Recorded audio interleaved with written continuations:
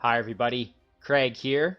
Welcome to the 6th episode of my 1 vs 4 Age of Wonders 3 playthrough series. In this series, I'm playing against 4 Emperor AI that are on a team against me, and I'm playing as the Shadow Elf Sorcerer, Malus Nightlord.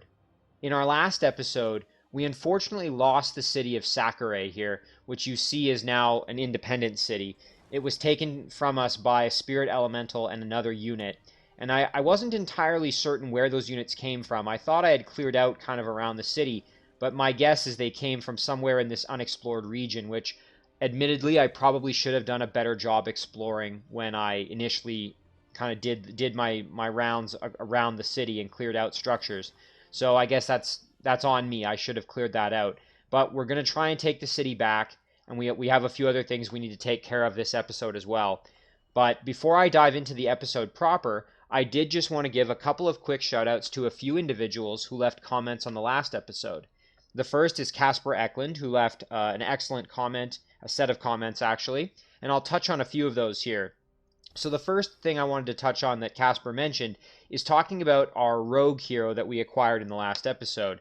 So Casper pointed out that rogues are actually pretty beneficial for a sorcerer, and there's a few reasons for that, but one of them is that I have the blight upgrade or blight protection upgrade here, counter poison, and that's actually quite useful, as Casper pointed out, because many of the summoned units that I end up getting aren't particularly resistant to blight damage. So having a hero who can impart some blight protection is actually quite useful. And then we also get other nice benefits like Devout Slayer. We also will get armor piercing for all the units in the stack. So there's a number of benefits to having a rogue in the mix here when I'm playing a sorcerer. In addition, Casper also pointed out that just having as many heroes as you can is beneficial when you're playing a class that does a lot of summoning, because then I can just summon units wherever I have heroes or cities, but that allows me to have more options for where I want to summon things, and I totally agree. Now, last episode at the very end, I posited a question to you guys, and I asked, do you think it would be worth me researching Summon Eldritch Horror right now, or should I wait and do a few other things first? And Casper chipped in and said he didn't think it was worth me pursuing this at this point because it's going to take quite a few turns, and it would probably be more beneficial for me to spend my time maybe getting more casting points or doing something like Star Blades in the interim, and then once I get this city back here, I'll probably end up with additional income which might speed this up. So it would probably be more beneficial for me to actually do casting points. In particular, I really don't have that many casting points at the moment. My total is not very high.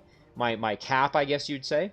And so it would be better to actually have that higher before I start worrying about having to summon these particular units, because they do cost, as you can see here, they cost 250 casting points to summon.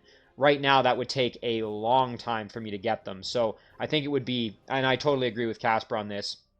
Fortunately, I just picked this in the last episode. I hadn't switched the turnover yet. We're still on that same turn, so I can switch over without really losing any progress. So I'm going to do that. So thank you to Casper for that comment. Paratosh Bala also left a comment, and he actually pointed out a couple of really interesting things. So the first thing that Paratosh mentioned is that the other good thing about having a Draconian city is that if I want to get apprentice units, so I think I'm already able to produce apprentice. Yes, I am. I'm already able to produce Shadow Elf apprentice units in my Throne City. But if I'm able to get Draconian apprentice units, which I would be able to if I basically just produce the Sorcerer's Conflux here, if I'm able to do that, the Draconian apprentice is actually one of the best apprentice units in the game. And one of the reasons for that is that the Draconian apprentice actually gets Firebomb, which is that same attack that Draconian Flamers get, where you throw that, it's like an explosive grenade sort of that hits an area around it. And the beauty of that is that the Sorcerer class gets an upgrade that can actually impart stun on those ranged attacks from support units. And so the beauty of that is I'm going to then have probably some of the best, or access to some of the best apprentices in the game. So a great point from Paratosh. I'm very happy and very glad that I have these Draconians, and I think I am going to push to produce some apprentice units. A couple other things that Paratosh mentioned. Paratosh pointed out that when I have these scout units, I think most of them, I ended up losing them in the last episode, but when I have scout units like I did kind of over here, it's nice to have them in the mountain ranges or on water because they're kind of protected a little bit from some of the roaming units. And in previous episodes, I did try to kind of do that. Unfortunately, some things like Lost Souls can kind of bypass that since they're floating as well. So I agree with Paratosh, that usually does work pretty well. But, I mean, it's not a perfect, it's not a guarantee that your scout will be safe. But generally speaking, if you have scouts that can fly or float, keeping them to the mountains or water is generally advisable. Something else that Paratosh mentioned, and this is just kind of a follow-up to talking about our rogue hero. So when I level up the rogue, I could grab armor piercing for the rogue herself, just as a one-off just for her. But this is completely useless because I can also grab stronger than steel, which gives armor piercing to the whole stack. Now, it does cost 2 extra points, but there's really no point in me taking armor piercing when I can just do stronger than steel and give it to her and the whole stack. So again, great point from Paratosh, and I totally agree. So with that, I think we will dive into the episode. Thank you to everybody who left comments. Again, I always appreciate it. All right, so when we finished up last time, we hadn't quite finished picking our production at the end of our turn here, so let's do that. So we have our city of Yaflon here, and we have to decide what do we want to produce. Fortunately, we are very lucky in that we have quite a bit of gold and a decent amount of gold income that is coming in, so we're fortunate in that respect. You know what? I think we could do a siege workshop that would only take 2 turns, and it would be very production efficient, as we've got 78, so almost 75, which is half of what we need. So I think we'll do that. We really don't waste a whole lot of production, and this will then improve our production capabilities going forward. So let's do that. Do a siege workshop there. Oh, and we hadn't actually finished moving Malus as well. That's okay. Well, let's take care of that. So Malus was continuing to head north. And now the question is, do I want to go see what's in this beacon of light? These are pretty notoriously difficult. They are an epic level structure to raid, so not easy by any means, but let's... Oh, and you know what? There's a spawning structure up here as well. Shadow demons. Actually, this does key into another thing that Paratosh mentioned. Paratosh was wondering if you can convert these units, and it would appear that you're able to, at least... Maybe not with convert, because I think I tried that on a Shadow Demon Harvester and it didn't work. But eventually, once I get my Eldritch Horrors, they do have Dominate. And maybe I can dominate these units. That would be interesting to try. Now, these ones here, you can see they actually don't have Mind Control immunity, which is what Paratosh was asking. So, Shadow Demon Harvesters do not have Mind Control immunity. That's the Tier 3 Shadow Demon unit. The Larvae do not. I'm going to go ahead and assume that the Bombard doesn't. I can actually check if I'll do that a little bit later. I know for sure, though, that the Tier 4 Shadow Demon Lord does have Mind Control immunity. So in that particular instance, that unit wouldn't be susceptible. But basically all of the other Shadow Demon units are not immune. They are not Mind Control immune. So that's good to know. We'll keep that in mind. We're going to send 1 unit over just to check out this structure. Okay, so we've got a Frostling Ice Queen, High Elf Storm Sister, Royal Guard, who's probably going to do the Pledge of Protection on the Ice Queen, and then 3 Ice Scrapers. I think we can handle this battle. I mean, it's not going to be an easy battle by any means, as we really don't have, like, Uber units in this stack yet. But I think we can handle it. Now, we are a little bit worse for wear, but I think we'll be able to manage it. So let's give it a try here.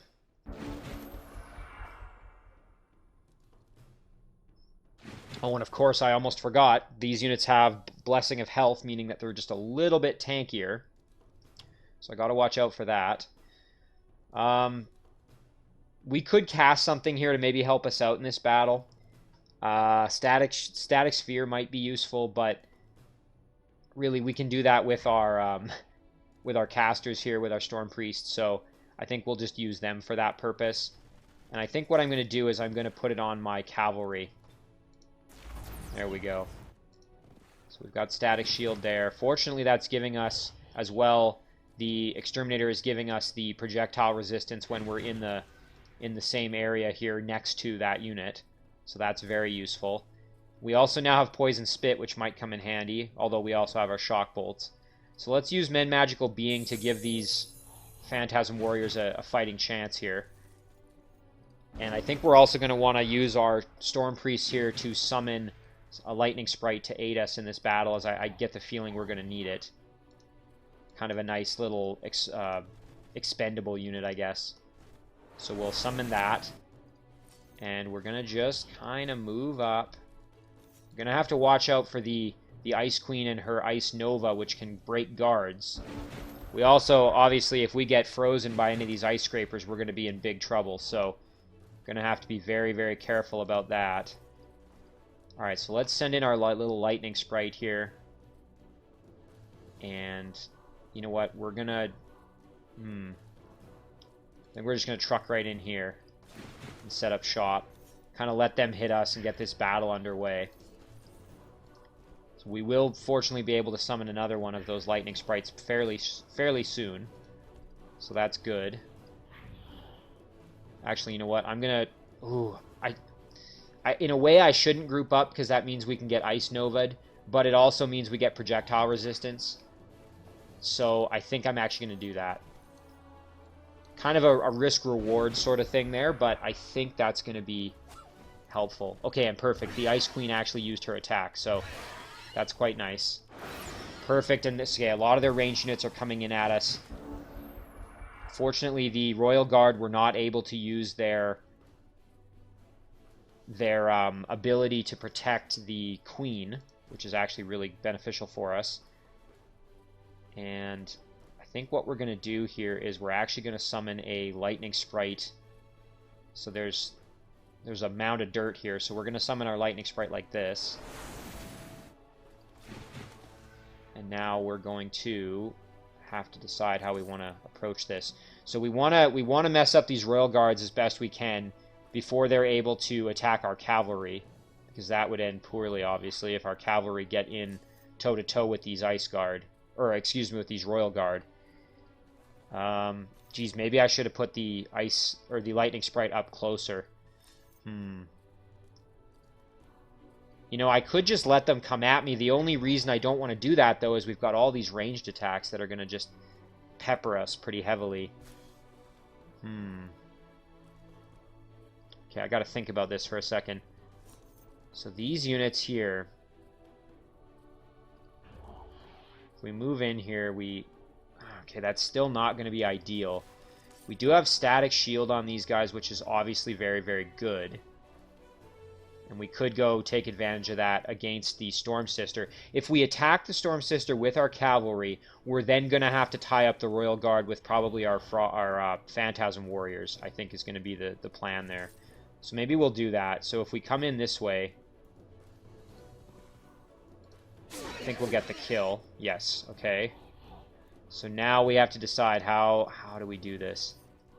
So I think what we'll do is we'll actually move up one like that.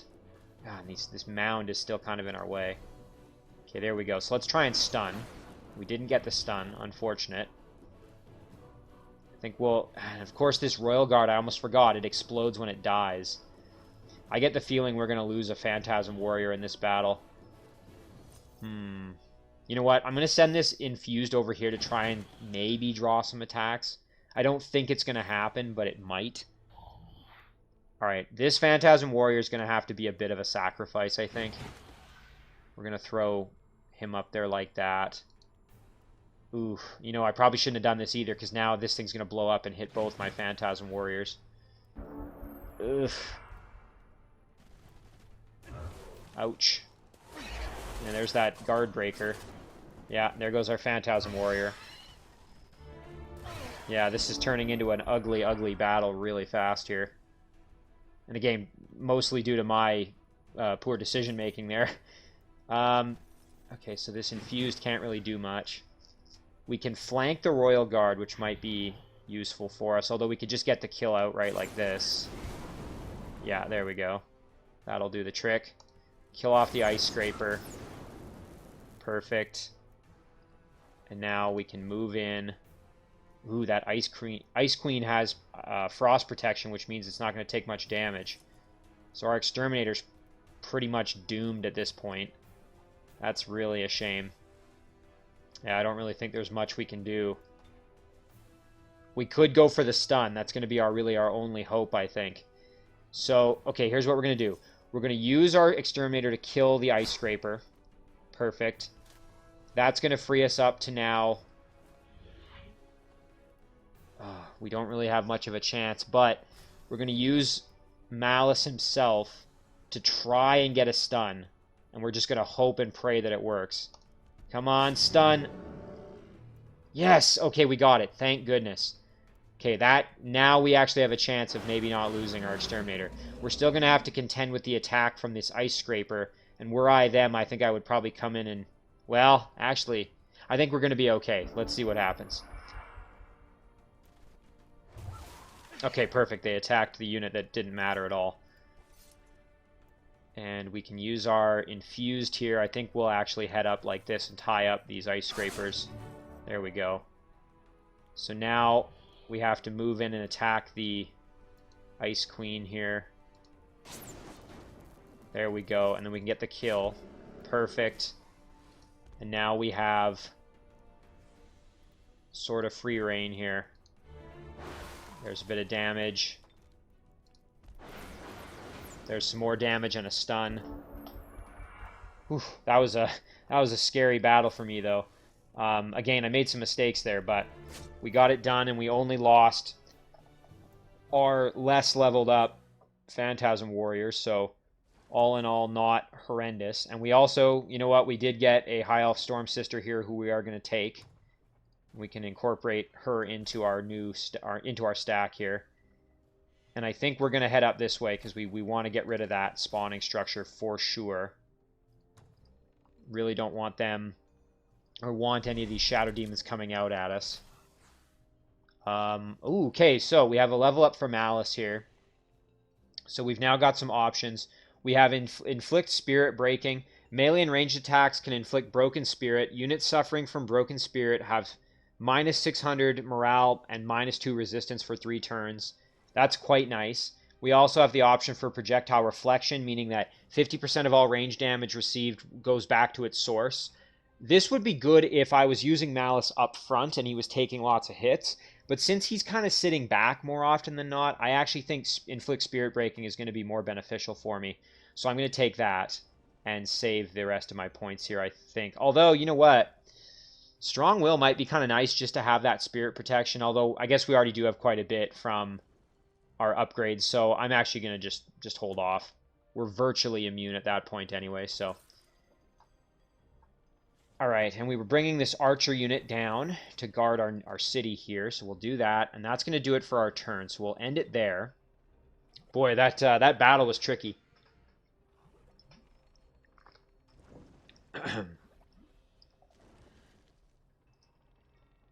Alright, so over on this side, we want to use Vrax in here. We want to maybe go check out this Raven's Keep. Now, as we rebalance the stack, some of these units really aren't that strong, to be perfectly honest. Our human knight is pretty decent, although we don't really have any healing to keep him going, except for the Brew Brothers' nourishing meal, which I suppose should be enough. But we lost out on all the healing that we used to have when we had our Theocrat in this stack as well. But obviously the Brew Brother and the Charger are not particularly leveled up. Thankfully, we have these 2 cadavers who are both fully equipped with Resurgence, as they are both champion level.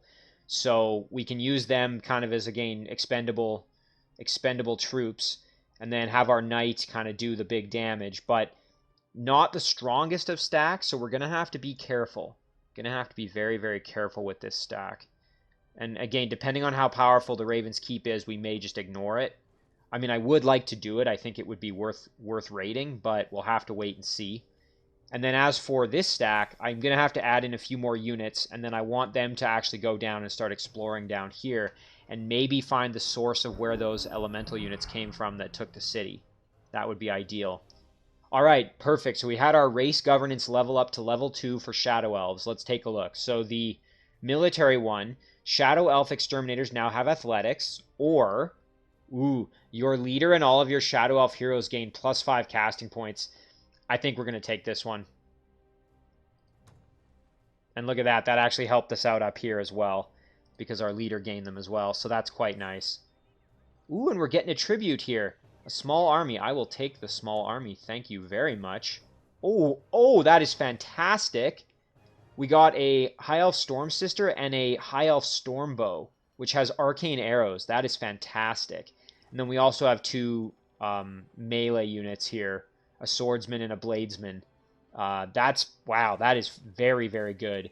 We can actually take this Archon Archer even and put him in with this stack if we really want. So now we've basically got ourselves a ready-made little army up here, which is, I mean, again, that's fantastic. And you know what? We could do some clearing with this unit as well. Might be a little bit above our pay grade to go after these dwarves, because we all know how tough dwarves are, but you know, it might be possible. The other option is we send this stack down and do some exploring, maybe go take that watchtower or something like that. So maybe we'll do that. So we'll head down this way. We'll group up like this. Boy, that is fantastic. Now, this unit is a little heavy on ranged units right now. We only have the 2 melee, but we'll see if we can maybe level them up a bit, and that will help us out. So, our turn's flipped over, so let's kind of start... All right, let's deal with this first. This is the thing we need to kind of look at. So, we'll send our knight over, and let's just take a peek at how strong this Raven's Keep is. Okay, that's a little bit spicy. So, we have a Fallen Angel here. Tier 4, very tough unit, has Undying. We've got Phantasm Warriors galore. And then we've got Goblin Apprentice units. In addition, all of our units are going to be cursed. You know what? I think that's... Let's just take a look at our stack again. Yeah, that's not going to fly. We are... As much as it pains me to admit, I don't think we're able to do that yet. So what we're going to do instead is we're going to head down here. And that is kind of the price I pay when, when I split up the stack. I could have kept it together with being super, super strong, but that would have limited my ability to kind of expand up top. So, pros and cons to that, but that is certainly a con, that I'm a little bit weaker. And with this stack also, I'm not quite as strong, although I did summon a Node Serpent to help out.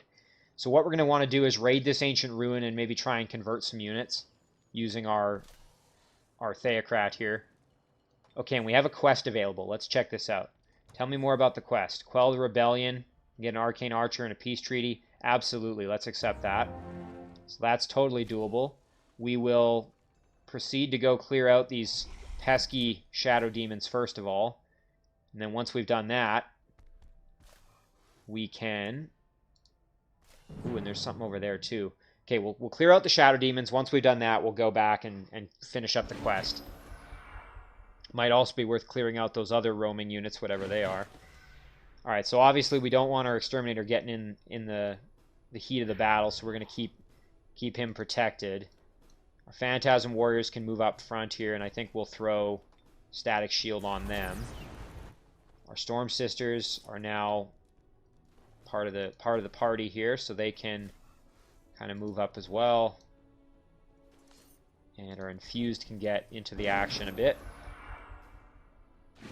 Alright, so now how do we want to deal with this? So the Harvester has no ranged attack, however this little guy can shoot his little poison spit, so we got to watch out for that. Maybe we will kind of just do this and gradually just kind of move everybody up here. Okay, there we go. I just needed them to basically engage that first attack. So now, let's light up these larvae. Okay, they're done. We don't have to worry about them anymore. Okay, now we're going to move up and try and stun this unit. Okay, no such luck, but we did we break its spirit? Let me check. We did. Okay, that's fantastic. A little bit more susceptible to our attacks now, which is good for us. So move up, light it up a little bit more here. There we go. And I think what we'll do is we'll put our Phantasm Warrior front and center there. And our infused can kind of back up our Phantasm Warrior. Okay, so it ended up attacking our infused and just getting obliterated. Perfect. Cleared that out, no problem. Another shield item here. Wooden Shield of Spiritual Faith. I think we will take that because it's actually a little bit better than our current shield, which only gives us +1 resistance. This will give us +1 defense and +1 resistance. And then as for this shield, I can just sell that off. There we go. So slightly better shield. We've got a lesser Shadow Stalker and 2 Shadow Elf Scoundrels here. Yeah, it'd be great to get rid of them, but that's also going to cost quite a bit of movement getting over there. What I'm going to do is hope that they come and attack me, actually, is going to be the plan. And then we're going to head back there and do the quest. So that kind of takes care of that. And I think everybody else pretty much has moved except for this particular stack. Now, obviously, this unit is probably not strong enough at the moment to go and take out the Spirit Elemental that's garrisoning our city. So I think what we'll do instead is we'll kind of just head over here and see if maybe we can at least get an idea of where those units may have come from. And we did have a join offer here. I am tempted to just accept this now that we've kind of got multiple armies up here. I think we'll do it. We will take that. So we're now at 150 alignment, so we are going to have to maybe send out a scout at some point and go make some enemies. We've got some roaming units here, or at least declare war on declare war on a few of our opponents. We're going to just summon build an initiate here just to have a defense unit on the city. Okay, let's see what else we got. So now in our throne, what do we want to produce? Our throne produced a temple, and now we can do a great temple, which I think is going to be the natural progression there. Would the stone wall give us anything else in our domain at this point? Not quite. So I think we'll just do the great temple and then try and get our palace. There we go. Okay, and we're going to tell our rogue stack to just chill, and that'll do it for our turn.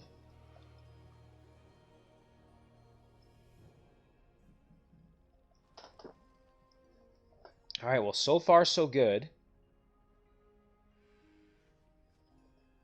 This is looking pretty good. Now, in terms of Malus' stack here, it would be great to eventually to maybe summon this Node Serpent for Malus. They're really kind of lacking a heavy hitter at this point, so I think having the Node Serpent, especially since Malus has Men Magical Being, I think it would probably make the most sense to give the Node Serpent to Malus.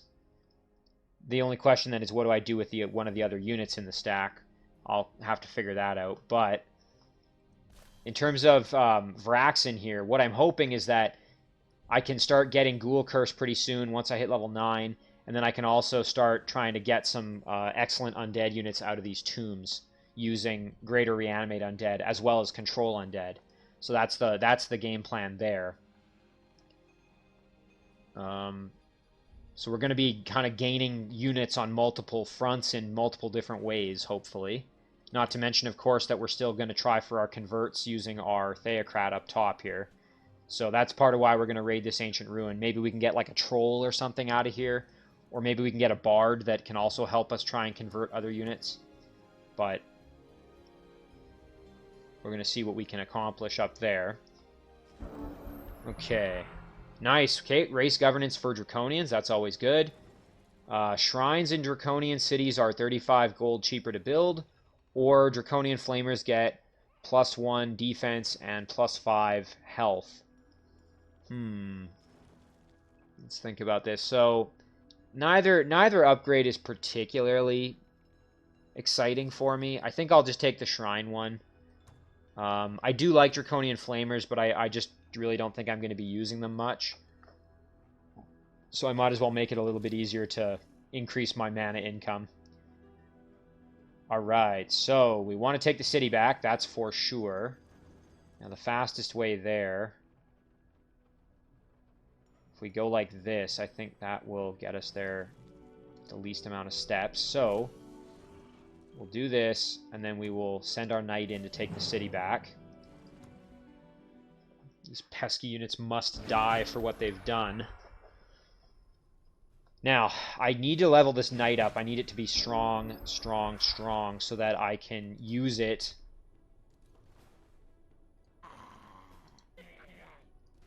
So, excuse me, so that I can use it, I was just thinking there, as kind of my upfront big tank unit.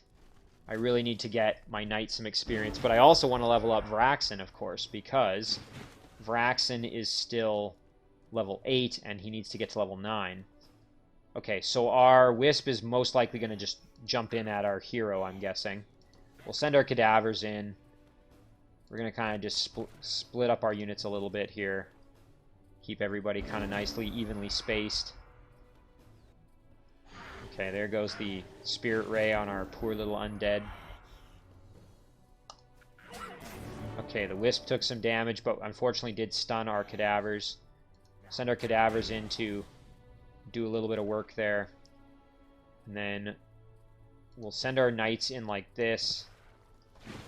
And we'll also send our chargers over to help the knights just in case they get in trouble. We'll keep our Brew Brothers back, I think more with Vraxen here. Now, if I move in, let's see, it has 6 health left. What kind of damage could we do if we were able to... Nice, okay, we can get the kill. Perfect. And then we'll throw the Brew Brother here just in front. There we go. Okay, so that's nice. We got Vraxen a little bit of experience for that Wisp kill.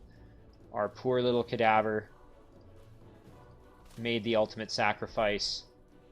Although not a big deal, because he's coming right back to the party.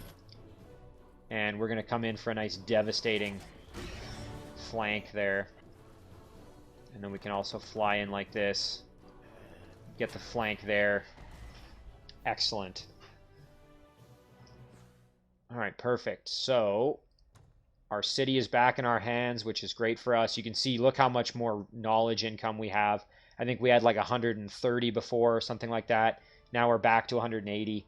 And that's primarily because we've already got a laboratory and an observatory in this city, which is the main reason I wanted it back so badly. You know, it'd be really nice to get an Arcane Item Forge going. So 250, we've got 68 income coming in each turn. So that's actually reasonably efficient. I think we'll do it. And the reason I want to do that is because I want to start making items for some of my heroes. So let's do that. We're going to do Arcane Item Forge here. Maybe not the kind of thing you would usually build at this point, but I'm going to do it because I really want to be able to start making items for my heroes. So we're going to do that. All right, let's do a little bit more scouting over here. Okay, so this is a dead end. Interesting. So unless that unit came across, like the water or something, that means that it may have come actually out of this structure here. Huh. Unless there's something hiding down here that I can't see. Well, alright then. I guess we're going to have to go clear that out after. So we'll group up Vraxen here. And I think we will basically head down to check out that tomb. We'll check out the tomb, and then we can also head down and clear this out, and maybe we can even go after this structure. Eventually we could try this out, but we're probably not anywhere near that yet. The Node Serpent could also benefit Vraxen's stack, because they're obviously lacking some punch, but I think, again, it's going to be most beneficial here for Malus's stack.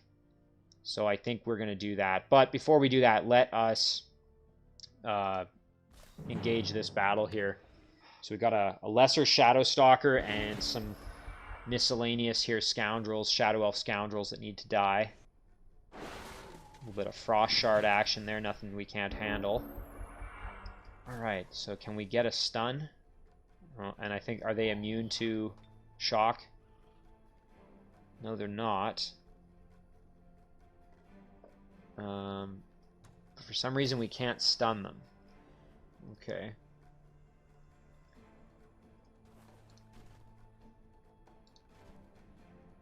Shadow Stalker is going to be our most dangerous target, so soften him up a bit. And then, let's see, actually we could soften him up a bit more even. There we go. Send our Phantasm Warrior right up the gut. Put our Infused in front of our hero.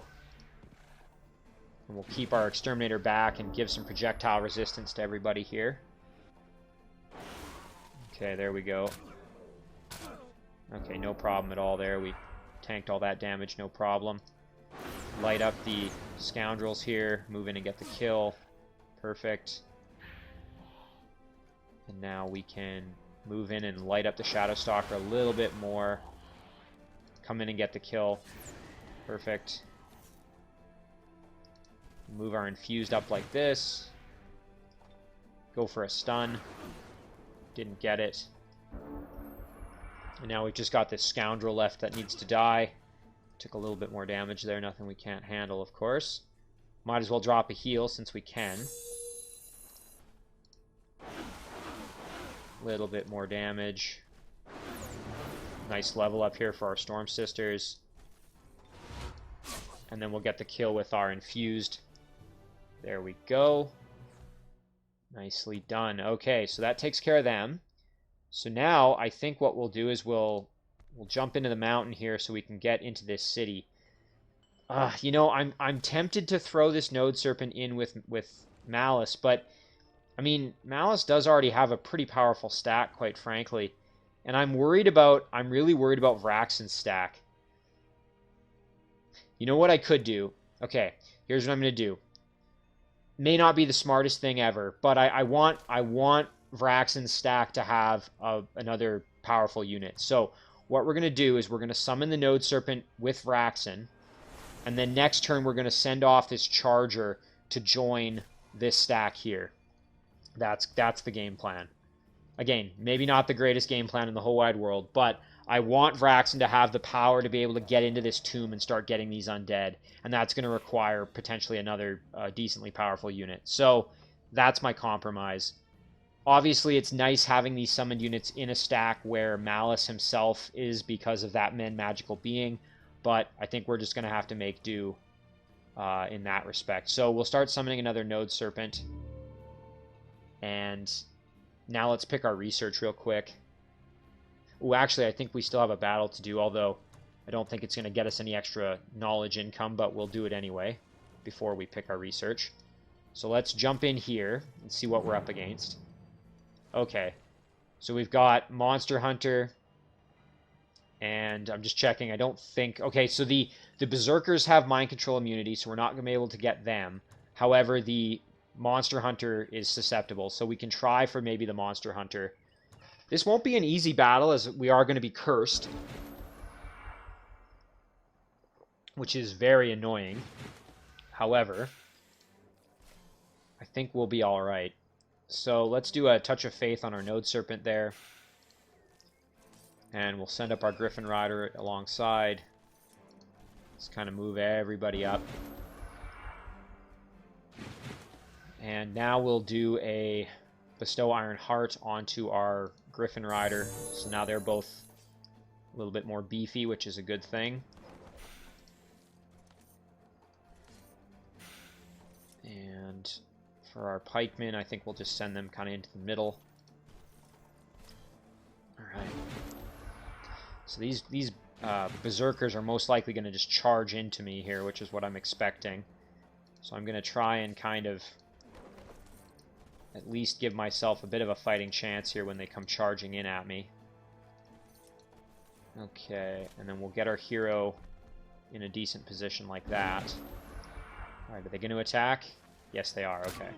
So there comes the ranged attack, and there's that charge. Did quite a bit of damage, actually. That was a little bit painful. Now, unfortunately, we can heal our Node Serpent if things get too hairy, so not that concerned. I think what we'll do is we'll flank the Berserker here. Get the kill. No problem at all. Okay, the Monster Hunter is right there, so now I think we're going to just try outright for the Convert. Nice, and we got it. That is fantastic. Okay, now we have to deal with these other pesky units, which isn't the most fun ever because they do have quite a bit of power. And I mean, even if we end up losing the Union Guard, that's a price I'm willing to pay at this point, quite frankly. I mean, I don't want them dead, but if it happens, it happens. So we'll light up the Berserker with a little bit of damage. And if we sprint, I don't think we're going to be able to really get in there. So we'll head in like this. So yeah, if our Union Guard goes down, not the end of the world. Yeah, that's kind of what I was expecting. Okay. So now I think what we'll do is we'll drop a heal on our Night Guard. Fortunately, we've got this Monster Hunter, which is fantastic, so that's what we're going to kind of focus on. We're going to get a little bit of experience here with our Node Serpent, and a nice level up. There we go. So we lost the Union Guard, but we gained a Monster Hunter, so I will take that trade. Ooh, and some nice boots here, some extra knowledge, and some gold. Traveler's Boots of Expedient Hiking. +1 defense, forestry, and wetland walking. I will take that because I really don't think we have any footwear for any of our heroes at this point. So, why not? We got a level up with our Theocrat here, now level 10. We get Rebirth, which bestows Resurgence upon a target-friendly unit.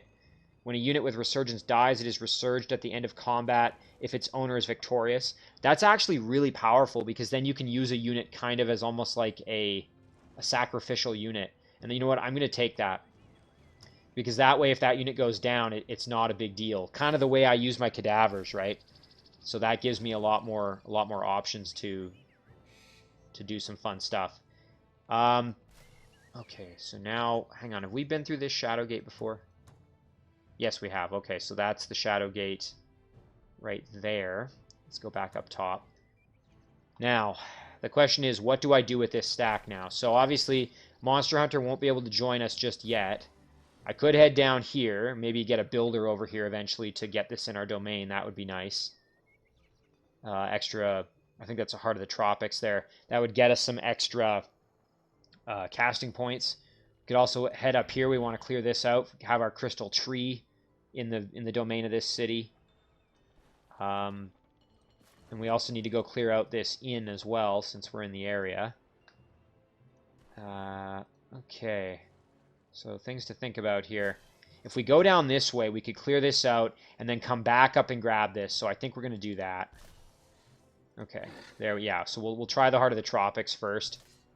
And then we can move back up and grab the haste berries afterwards. Okay, with this stack, I could go down and try for that, but I think what I'm going to do is ignore that for now and just go after a battle that's a little bit more winnable. And that's over here. Okay, and we found some scoundrels as well. There was some animals running around too, so lots of things we're going to have to take into account. So let's engage this battle. Try and get this watchtower just so we can get a little bit better vision range of what's going on. I'm hoping, yeah, okay, I was going to say, I was hoping that they were going to just kind of come at us and attack, so that actually makes our lives a little bit easier. So now we've got the Sun Guard there. Not particularly fun units to have to deal with because they are quite powerful. So we've got our Swordsmen, and we've also got our Bladesmen there. You can see the Swordsmen have shields, I think. Yes, they do. Whereas the Bladesmen do not. Let's go take a peek at them. So they are armored, but they do not have shields. However, they have martial arts, which is kind of nice. So they get a +5 bonus against attacks of opportunity and retaliations. So they might be nice to actually kind of throw up front here. Maybe something like... Gotta figure out how I want to do this. I suppose I could just put my Swordsman in with the Predator and then put my Bladesman like this up against the... Yeah, that's what we'll do. Now, they do have Overwhelm, these Predators, which is kind of annoying, but we're just going to have to suffer through that, I think. A little bit of damage there. Always good. Move in just a touch. Do a little bit more damage. So now we got to watch out for the pounce that's going to be coming in, of course. Yeah, there it is. Oh, and there goes our... I guess it was kind of unavoidable there. Or, well, I shouldn't say it was unavoidable, but I shouldn't be that surprised. I knew that pounce was coming and it was going to hurt when it did, so... Alright, now we got to try and take out these cheetahs. Oh, and we're really fumbling our rolls here, which isn't good. There we go. Alright, can we get the kill here? Yep, no problem. So unfortunately this stack, that kind of a nasty blow there, losing our bladesman. Looks like we've got ourselves a city over here. Can't tell exactly what that is. Might be a dwarven city, I'm not 100% sure. Actually, well, interesting, it's in volcanic, so you would think it's draconian, but I don't think it is. These scoundrels are actually going to be a bit of an annoyance for me if I end up having to fight them, so I think maybe I'll just head over this way, and they may come and attack me. I can probably wiggle my way out of the battle. If I have to maybe cast a spell or something, I will.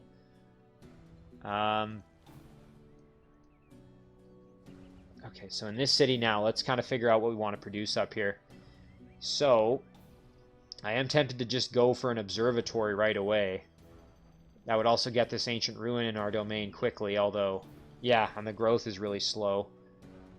Yeah, let's do that. We're just going to go full knowledge spam kind of thing. And now we only have 9 turns for the Eldritch Horror, which is much, much better.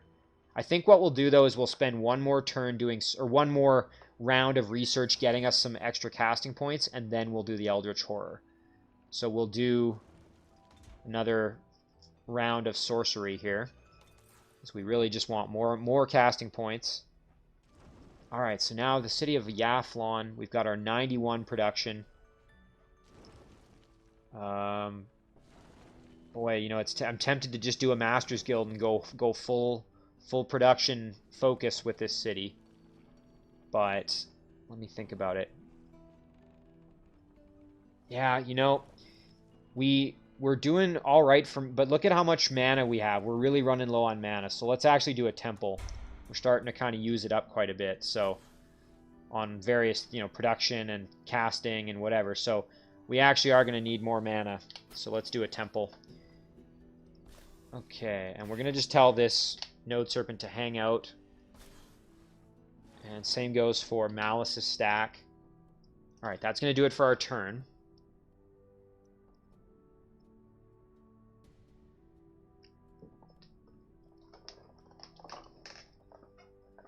Okay.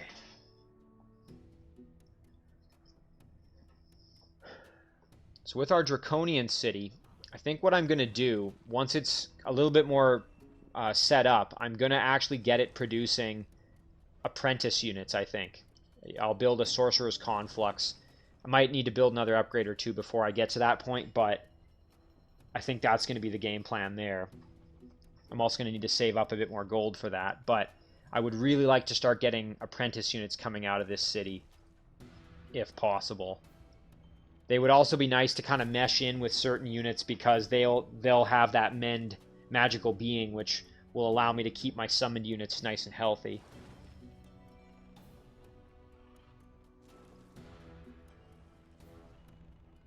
But yeah, we really got to watch our mana as we're kind of spending it like it's going out of style, so. And then I'm hoping this unit actually comes back and tries to attack me, maybe. Saves me a bit of movement. That would be ideal. I mean, if it doesn't, I'm just going to send Malus' stack down to eliminate them. And then I'm going to, afterwards, move up here and go, perfect. Alright, well, they didn't quite attack me, but they went up there, so I'm going to probably be able to go and get rid of them. And on my way up there, I can maybe grab this mana node. Okay. Let's see what the roaming units up here did. I never took a peek at them. So it looks like they've kind of ran away. This looks like a dwarven city, and I'm assuming this is also a dwarven city here. I think you can kind of tell from the way it looks here, I think that's a dwarven city. I'll have to get closer to double check, but alright. So we've got a lot of things to kind of take care of up here. So we want to initiate this battle. But before we do that, I think, again, the thing I'm the most excited about at the moment is retooling this group. So we're going to do that. There we go. And now we'll grab the Node Serpent and then move in here. And let's see what we're up against. Oh, okay, that's not bad at all. That is not bad at all. I would really like to get this Reanimator, but I'm also going to try for the Bone Collector. which is a fantastic unit to get. Very, very powerful. Excellent. Has collect bones, so you can pick up corpses to basically heal it. It's also got tunneling and demolisher, so it's great for sieges.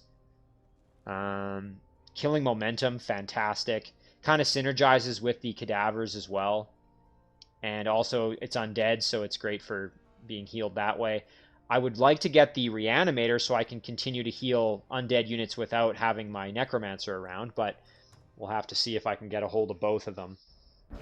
What I'm going to try for is using control undead on the reanimator and greater reanimate undead on the bone collector. Okay, so our knight is going to move up like this, our node serpent like that. So our brew brother is going to be able to help out our knight and our node serpent. Meanwhile, our necromancer is going to be able to keep our corpses, our cadavers going. So let's get in there here. There we go. And I'm trying to kind of stay mostly safe here. I don't want to get overwhelmed. Alright, take a little bit of damage. Unfortunately, we did get despaired there. The other nice thing about having the reanimators as well is that you saw it there. They get that despair, which is very helpful for me.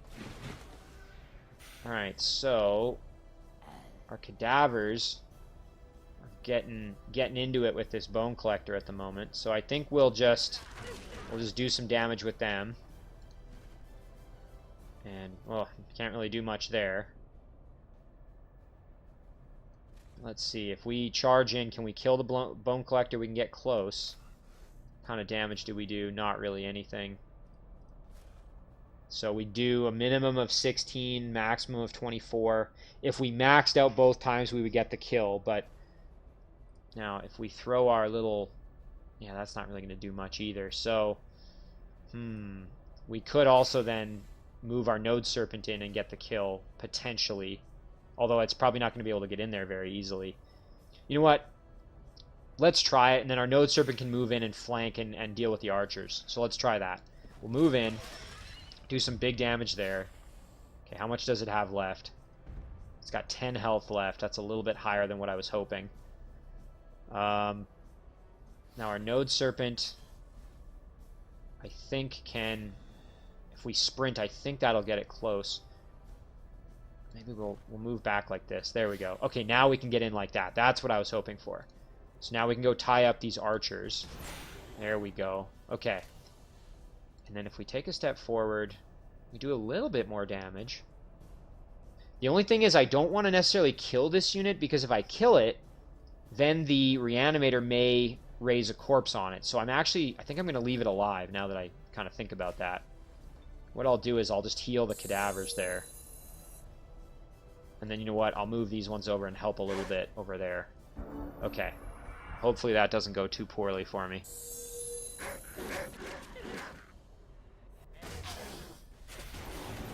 Okay, so the archers are down. Bone Collector's about to die here, I think, because I'm going to just obliterate them with my knights, and then bada bing, bada boom, I have a new friend. We'll jump on there to prevent a cadaver from being summoned, because those are annoying. And then we will throw our cleavers there. Perfect. Then we can move up. Oh, and dang, I forgot about those hellhounds. I should have jumped on top of that. Okay. So I need to get my necromancer in and around to be able to control undead over there. So now the question is, yeah, we can pretty much kill the hellhound here, or do quite a bit of damage. There we go.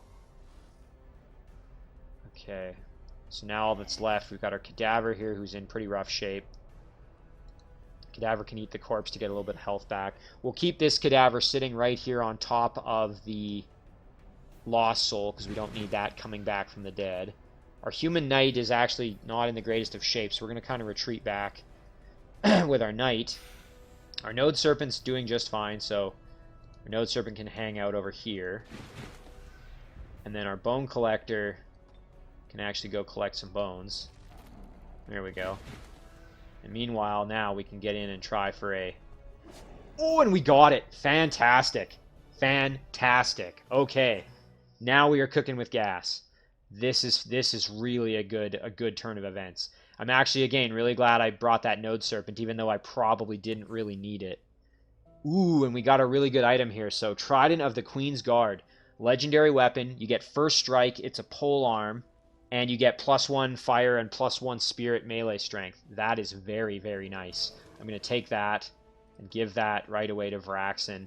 He is now much more scary when he's in melee. And that's actually kind of nice with his war cry as well. And he will have a mounted unit actually very, very shortly. Next turn, he'll get a Fire Wyvern. So, very, very pleased there. And Varaxen is actually getting pretty close to level 9, which is also good. So I think what I'll do... Let me think about this. The Node Serpent could probably go join our Rogue. And, you know, we could just go full on dead stack here. We've got Reanimator and Bone Collector, Varaxen himself, and 2 cadavers. We could just give the how do I want to do this? I could give the Knight and the Brew Brother to the Rogue. That would complete the stack, and then they'd also have some healing to keep that stack going. And then I would just keep the Node Serpent until I get something better, basically. I also have to keep in mind that there's another tomb up there I need to go clear. I'm going to have to think about this for a sec. You know what? I'm going to procrastinate that decision as I did, I think, last episode. I kind of did the same thing. And let's go do this battle while I'm thinking about that. So we've got an Elephant, a Naga Guardian, who would be very nice to convert, Dire Panther, and a Tiger. The reason I want this Naga Guardian, it has regrowth, and it also has slip away, which is very, very good. So it can heal itself in 2 different ways, which is really nice. Alright, let's engage this battle. Not necessarily an easy battle, by any means. These are all pretty decent tier 2 units, but I think we've got a pretty sizable advantage, obviously.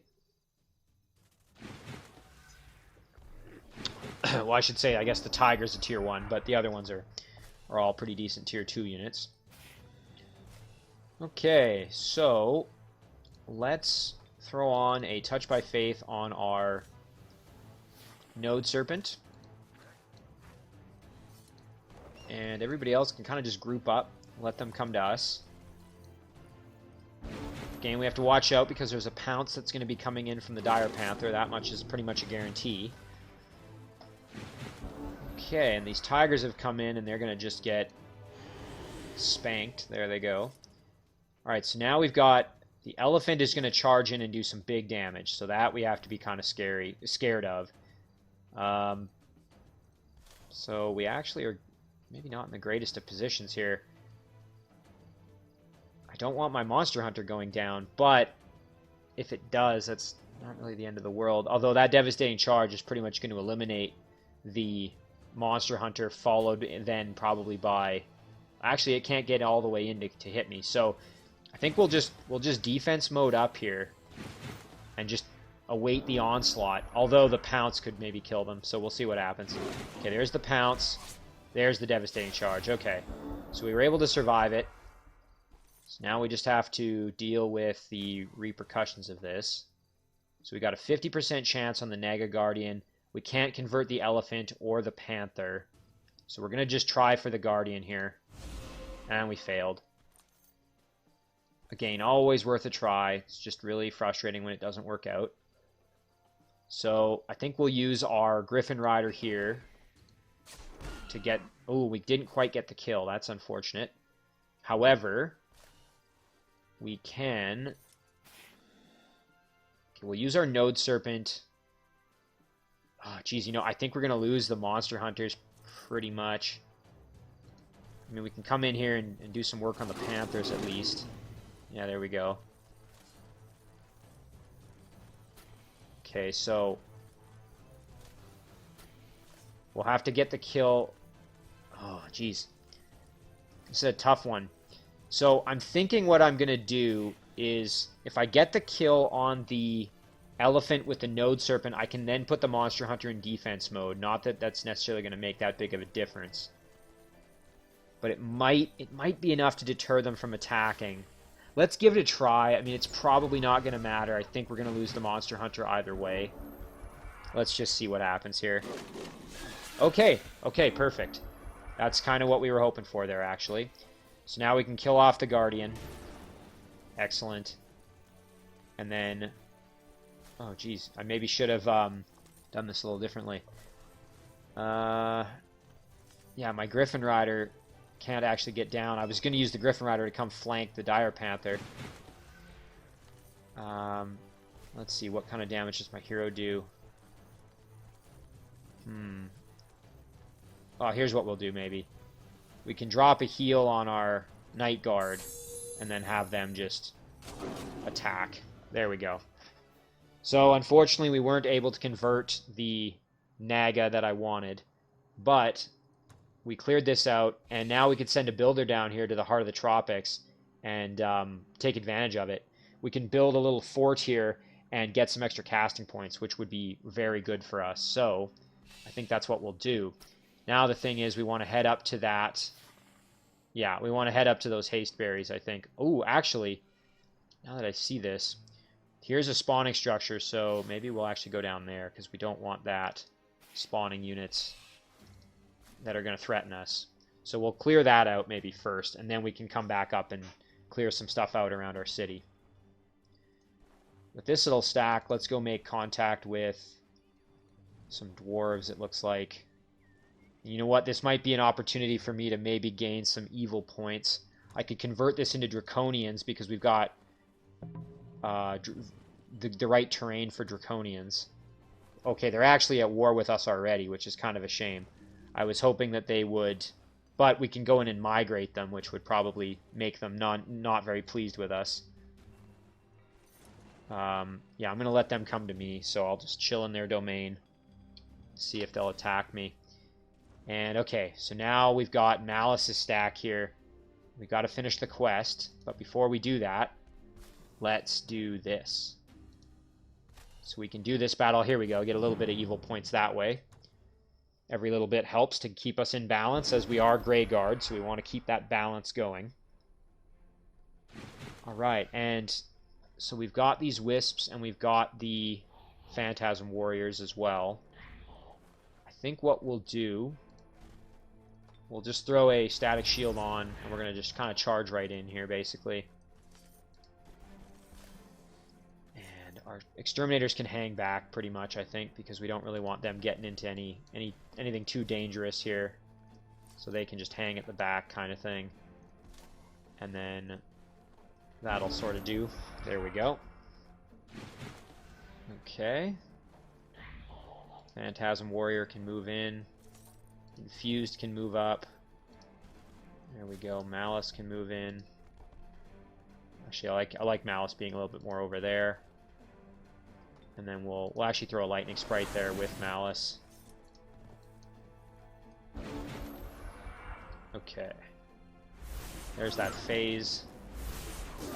Yeah. Okay, so now lightning sprite can... actually can't really do anything there, so we'll do a little bit of poison spit and try and get the kill. There we go. No problem. And then we can put our lightning sprite up here and get into some combat with that Phantasm Warrior. And here we can use our infused. There we go, take him out. We did get stunned, but no problem really. And then we'll throw ourselves in defense mode and let them hit us.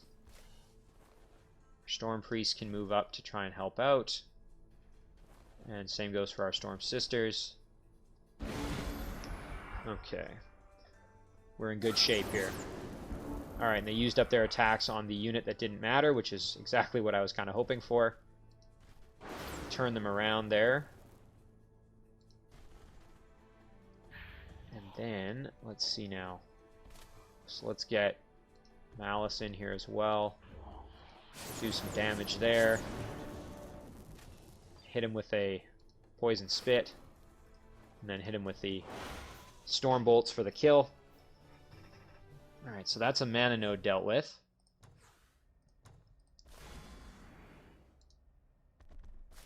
Alright, so now let's take care of this quest for the city, and then get a reward from that. So we'll use Malus, initiate the battle here. So just some Shadow Elf units. So we've got the 2 irregular units and 1 pikeman unit. Remember that this infused actually at one point was a touched unit that evolved. So that's how we ended up getting the unit that we have, which is quite nice. So what kind of damage do we do? Not really worth. I think what we'll do instead is we'll throw a static shield on, and we'll charge right in.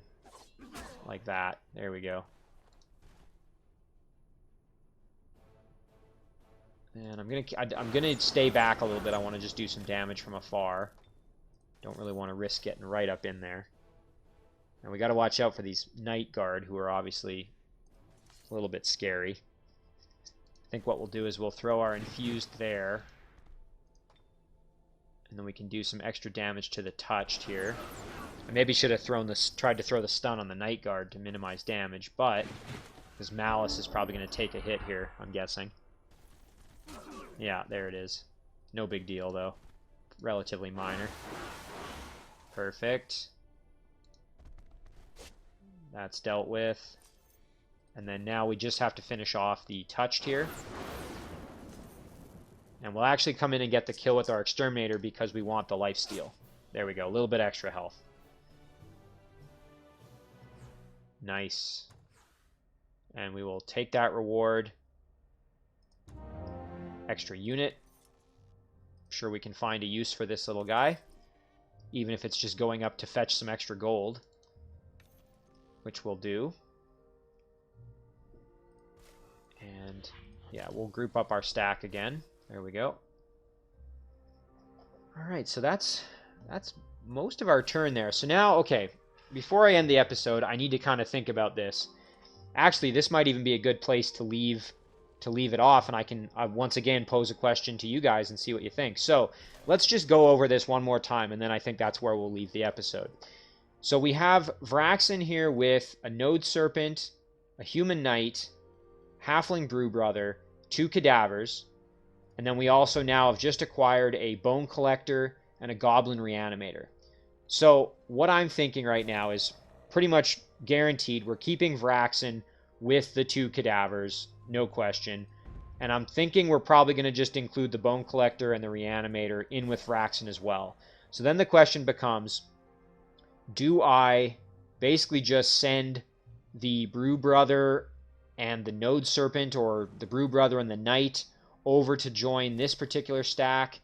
Or do I, so basically I want to know kind of which unit do you guys think I should keep in this stack, or should I not keep any unit in this stack of these 3 living units, send them all over, and maybe I could even, take one of these Wyverns or something and throw it in this stack or something.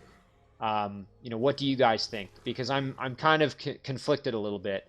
My instinct, like I said, though, is to obviously keep all the undead units together with my Necromancer. But again, remember that I have to go clear out this tomb. So maybe I hold off on putting these units in, and I leave the stack kind of as it is or something, go clear out the tomb, try and get some more units, and then rebalance them. But anyway, there's a lot of options there, and I'm really curious to get your guys' input on that, because that is kind of a tricky thing to try and tease apart. My reasoning for keeping the stack kind of as it is, if I'm going to head up here, would be that the Bone Collector, I mean, it does do a pretty decent amount of damage, but fairly basic, just kind of melee, just physical damage.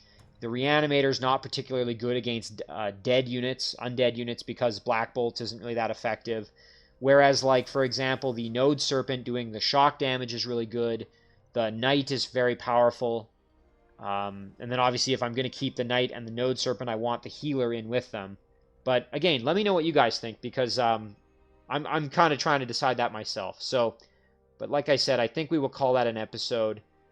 We got our city back, and we made some progress, And with our Necromancer, at the very least, we're starting to gain some really powerful units.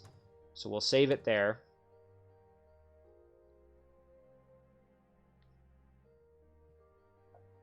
We'll call this one episode 6. And as always, guys, thank you very much for watching. I really do appreciate it, and I will see you in the next one.